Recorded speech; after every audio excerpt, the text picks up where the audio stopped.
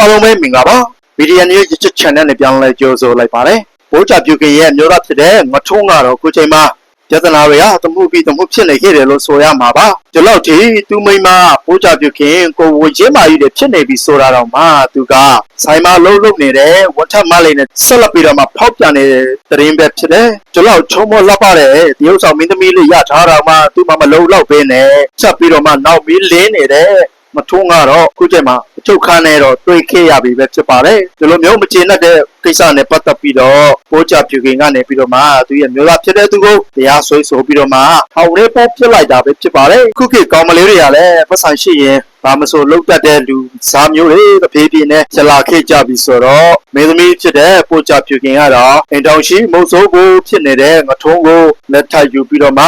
အောက်တဲ့ဆက်ဆံခဲ့သေးတာပဲဒါကြောင့်ဆိုင်ဝန်ထမ်းမလေးကလည်းပတ်ဆိုင်ရှိပြီးတော့မှ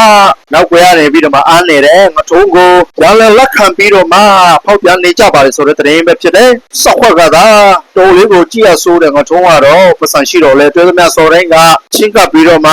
အချောင်လိုချင်တဲ့လူတွေကလည်းသူ့ကိုအများအားချင်းကနေကြတဲ့ပုံစံမျိုးဖြစ်ပါလေ။ဆိုတော့ညမကြသေးမီကဆိုင်မှာရှိနေတဲ့ဝတ်ထမ်းကောင်လေးကိုကြတော့လက်သီးတွေနဲ့ထိုးပြီးတော့မှပြဿနာတွေဖြေရှင်းလိုက်ရတဲ့တမှုရဲ့ပြီးလို့ရှိရင်သူကြတော့စော်လေးချောလေးကိုနောက်ွယ်ရနေပြီးတော့မှဖောက်ပုတ်ပြီးတော့မှဖောက်ပြန်ပြီးတော့ဘုရားပြုခင်မသိအောင်ဘော်တော်တွေမှာပေါ်ရောက်ခင်းကြတဲ့သတင်းတွေလည်းထွက်လာပြီးတော့မှဒါတွေကဘုရားပြုခင်ကိုယ်တိုင်ရနေပြီးတော့မှပြောင်းလဲပြောပြပြီးတော့အခုချိန်မှာတော့ဒါတွေကိုမကျေနပ်ပဲနဲ့တရားစွဲကသူ့ရဲ့မျိုးသားဖြစ်တဲ့ငထုံးကိုအော်တဲ့အရောက်ပိုးပြလိုက်တဲ့ဘုရားပြုခင်ပဲဖြစ်ပါတယ်